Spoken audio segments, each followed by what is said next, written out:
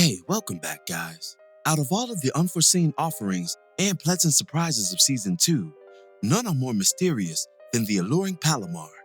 The matriarch of his current around-the-way girl, Corinne, Palomar has a presence on screen that leaves us to wonder just what her angle is, and what might be the rhyme and reason for her inclusion in Kanan's coming-of-age narrative.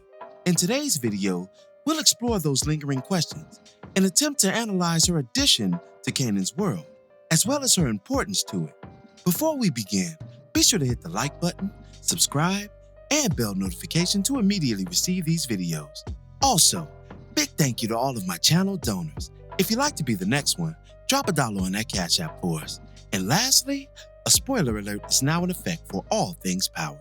Here we go. We were introduced to Palomar in episode 204, along with her daughter Corinne. The two were famous as new neighbors in his recent apartment setup, courtesy of Crown. Though Corinne takes an early liking to Kanan, her appearance was the best definition of subversion, a misdirection designed to hide in plain sight the true apple of Kanan's eye, and his forbidden secret lover-to-be, Palomar. At least those are the vibes she's exuded with her minimal screen time to this point. Palomar is beautiful, no doubt, but she also has major appeal. She understands the weapons of a woman, that subtle art of communicating with expressions rather than linguistics. Such an expression was quickly shot at Kanan upon Palomar giving her daughter permission to hang with the young prince of the South Side. We all noticed it, and Kanan did too, much to his youthful delight. It was wild in the moment, and even wilder to discuss it here now, especially given the times that we're currently living in. However, considering the context of the early 90s, where those types of situationships were all but promoted in the mainstream media and clandestinely participated in, and even openly in some cases, then you can see how the dynamic wasn't fully a misnomer. Last season, it was revealed that Rock was part of such an imbalanced relationship with Malcolm Howard when she was just 17, and he was well into adulthood. From this predatory relationship came our titular character, Kanan Stark, and Palomar herself may have been part of such a dynamic, as she is also a young mother of a teenage daughter, as Rock is. Assuming that Corinne is the same age as Kanan, between 15 and 17 years old, then Palomar is likely in her early 30s, 35 at the oldest, but she may be even younger. Let's say, for instance, that she had Corinne at 14, 15 herself. That would place her around 30 or 31, which provides us with greater context for why Kanan initially believed her to be Corinne's older sister as opposed to her mother. The proximity between Palomar's age and Rock's proves to be problematic for the latter, especially considering the growing distance between her and her son. Rock's lies, deceptions, and blatant endangering of Kanan's life has driven that wedge even further than we've ever seen before. And Palomar's presence in Kanan's story couldn't come at a worse time, given this context, because she's not just physically beautiful, but also warm and endearing, at least from what we've seen thus far. Palomar has given Kanan an early comfort of sorts, a mother's affection intertwined with her carnal overtures, which makes her all the more dangerous to someone as controlling as Rock, who demands that everyone remain under her provision at all times.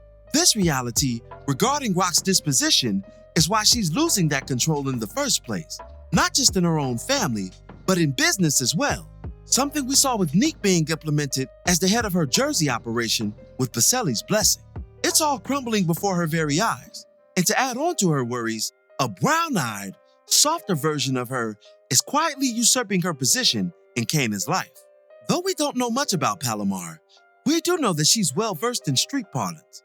She's in tune with the language of the underworld, that unwritten code that's followed by all who overstand. This was displayed by her immediate knowledge of Kanan's weaponry request, access to a firearm, and most importantly, the willingness to release that firearm to her prospective young beau. That instance inferred that Palomar may just have been a trap queen in years past, someone who accompanied a seasoned hustler romantically and assisted him with the troubles of the underworld with an open heart and even sharper mind.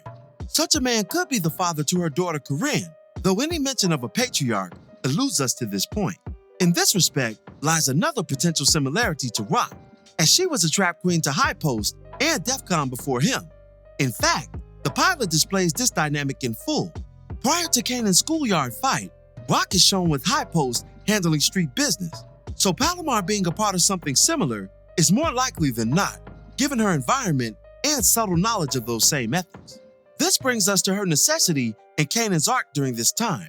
His issues with Rock aside, Kanan is finally starting to resemble those qualities that made him the Kanan Stark we all knew and loved, and in some respects, hated. This was evident in his retaliation hit on the stick-up crew. Kanan was far more ruthless and removed from the innocence that has defined his character up to that event.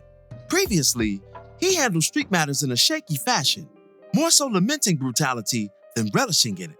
However, that violent instance was arguably his most definitive to date. It made a man out of him, placing him far above his peers in the realm of the streets. Palomar serves a similar purpose from where this commentator is sitting. If you remember, Kanan was no stranger to the affections of women in the original Power series. His stature, ambition, and underworld position left him plenty to choose from in the pool of the fairer sex, and he met their desires with equal aggression. Additionally, Kanan was equipped with a plethora of game regarding women, jewels that he tried to bestow upon Sean and actually did with Tariq. Where do you think he acquired that knowledge from?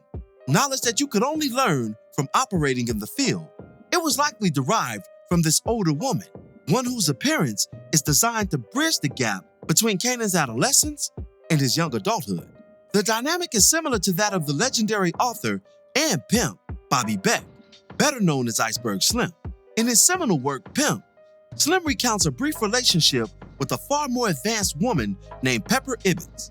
At the time of their carnal excursions, he was a mere teenager, and she was well into her 20s. Slim's description of their exploits is pretty detailed, but one part stands out for the sake of this comparison. He stated, quote, "What a thrill it was for a dog like her to turn out a tender fool like me. She was a hell of a teacher, all right. And what a performer. If Pepper had lived in the old biblical city of Sodom, the citizens would have stoned her to death." The thrilling component seems to align with Palomar's secret pleasure taken from Kanan's puzzled reactions to her seduction. Being green to the ways of a woman, he doesn't know the full extent of their manipulations and the power therein. But be that as it may, he had to learn one way or another. And perhaps Palomar will turn out to be his greatest lesson, just as Pepper was for Iceberg Slim. Bobby Beck's reason for including Pepper in his biographical narrative was to drive home to the reader just how thorough the experience would make him in the criminal underworld later in his life. Without Pepper, Iceberg Slim as we knew him might have never existed.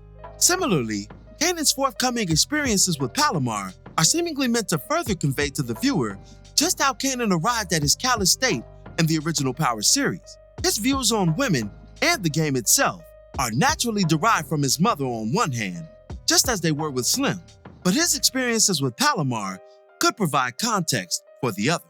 Her character is designed to teach him something, given the aforementioned, whether that lesson is to be wary of a smiling face, an outsider posing as a familiar, or simply accepting favors without considering the price.